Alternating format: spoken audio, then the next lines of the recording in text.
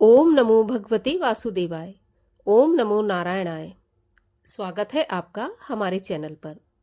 आज के इस वीडियो में आप सुनेंगे माघ मास की दूसरी एकादशी जया एकादशी व्रत की कथा। जया एकादशी, जिसको कि हम अजा एकादशी के नाम से भी जानते हैं। कथा आरंभ करने से पहले आपसे अनुरोध है कि आगे भी ऐसे ही एकादशी की कथाएं सुनने के लिए हमसे जुड़े रहें और हमारे चैनल को सब्सक्राइब करें। आज की कथा अच्छी लगे तो लाइक कर दें और आगे शेयर कर दें। तो चलिए आरंभ करते हैं जया एकादशी व्रत की कथा। युधिष्ठिर ने भगवान श्री कृष्ण से पूछा, भगवान कृपा करके यह बताइए कि माघ मास के शुक्ल पक्ष में कौन सी एकादशी होती है, उसकी विधि क्या है तथा उसमें किस देवता का पूजन किया जाता है। भगवान श्री कृष्ण बोले, राजेंद्र, माघ मास के शुक्ल पक्ष में जो एकादशी होती है उसका नाम जया है। यह सब पापों को हरने वाली उत्तम तिथि है, पवित्र होने के साथ ही पापों का नाश करने वाली तथा मनुष्यों को भोग और मोक्ष प्रदान करने वाली है। इतना ही नहीं, वह ब्रह्म हत्या जैसे पाप तथा पिशाचत्व का भी विनाश करने वाली है। इसका व्रत करने पर मनुष्यों को कभी भी प्रेत योनि में नहीं जाना पड़ता।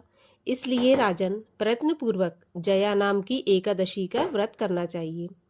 एक समय की बात है, स्वर्गलोक में देवराज इंद्र राज्य करते थे। देवगण पारिजात वृक्षों से युक्त नंदन वन में अप्सराओं के साथ विहार कर रहे थे।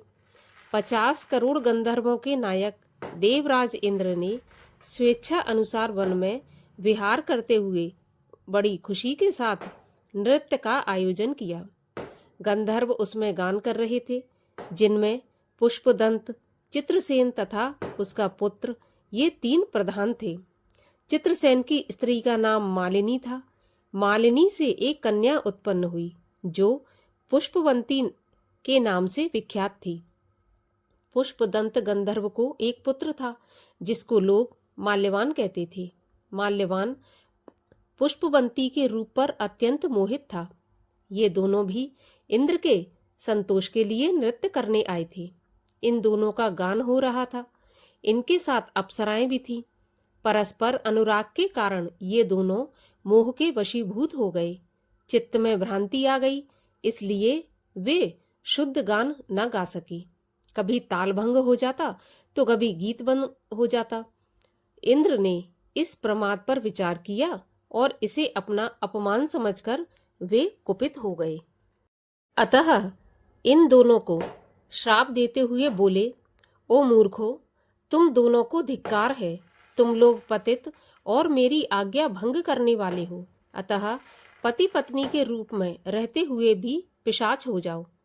इंद्र के इस प्रकार श्राप देने पर इन दोनों के मन में बड़ा दुख हुआ। वे हिमालय पर्वत पर चले गए और पिशाच योनि को पाकर भयंकर दुख भोगने लगे। शारीरिक पातक से उत्पन्न ताप से पीड़ित होकर दोनों ही पर्वत की कंदराओं में विचरते रहते थे। एक दिन पिशाच ने अपनी पत्नी पिशाची से कहा, हमने कौन सा पाप किया है जिससे यह पिशाच योनि प्राप्त हुई। नरक का कष्ट अत्यंत भयंकर है तथा पिशाच योनि भी बहुत दुख देने वाली है। अतः पूर्ण प्रयत्न करके पाप से बचना चाहिए। इस प्रकार चिंतामग्न होकर वे दोनों दुख के कारण सूखते जा रहे थे। देवयोग से उन्हें माघ मास के शुक्ल पक्ष की एकादशी की तिथि प्राप्त हो गई। जया नाम से विख्यात यह तिथि सब तिथियों में उत्तम है। उस दिन उन दोनों ने सब प्रकार के आहार त्याग दिए, जलपान तक नहीं किया, किसी जीव की हिंसा नहीं की, यहाँ तक कि खाने के लिए फल तक नहीं काटा। निरंतर दुख से युक्त होकर वे एक पीपल के समीप बैठे रहे। सूर्यास्त हो गया। उनके प्राण हर लेने वाली भयंकर रात्रि उपस्थित हुई। उन्हें नींद नहीं आई। वे रति या कोई और सुख भी नहीं पा सके। सूर्योदय हुआ। द्वादशी का दिन आया।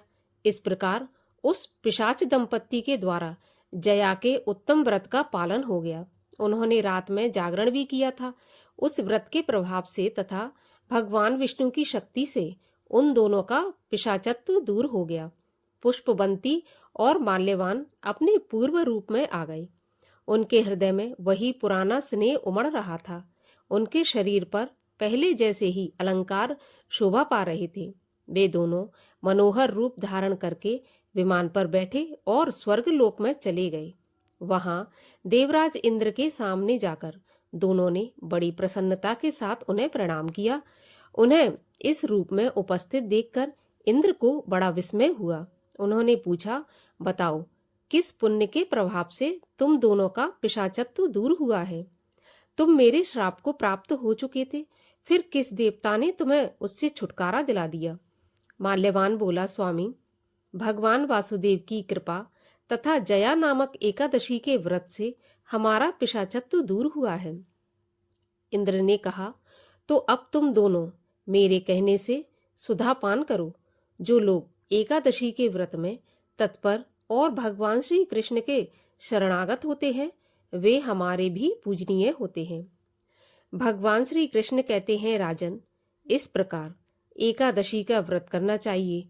नरश्रेष्ठ, जया ब्रह्म हत्या का पाप भी दूर करने वाली है।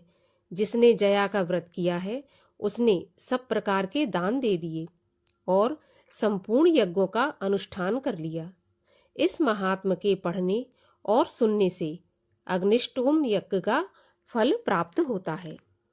भगवान विष्णु जी की आरती। ओम जय जगदीश हरे, स्वामी जय जगदीश हरे। भक्त जनों के संकट, दास जनों के संकट क्षण में दूर करे। ओम जय जगदीश हरे। जो ध्यावे फल पावे, दुख बिन से मन का, सुख संपत्ति घर आवे, कष्ट मिटे तन का। ओम जय जगदीश हरे। तुम पूरन परमात्मा, तुम अंतर्यामी, पार ब्रह्म परमेश्वर, तुम सबके स्वामी। ओम जय जगदीश हरे। तुम हो एक अगोचर, सबके प्राणपति, किस विधि मिलूं दयामय, तुमको मैं कुमति। ओम जय जगदीश हरे। तुम करुणा के सागर, तुम पालन करता, मैं मूरख खल कामी, मैं सेवक तुम स्वामी, कृपा करो भरता। ओम जय जगदीश हरे। दीन बंधु दुख हरता, तुम ठाकुर मेरे, स्वामी तुम रक्षक मेरे। अपने हाथ उठाओ, अपने गले लगाओ, द्वार पड़ा तेरे। ओम जय जगदीश हरे। विषय विकार मिटाओ, पाप हरो देवा, श्रद्धा भक्ति बढ़ाओ, संतन की सेवा। ओम जय जगदीश हरे।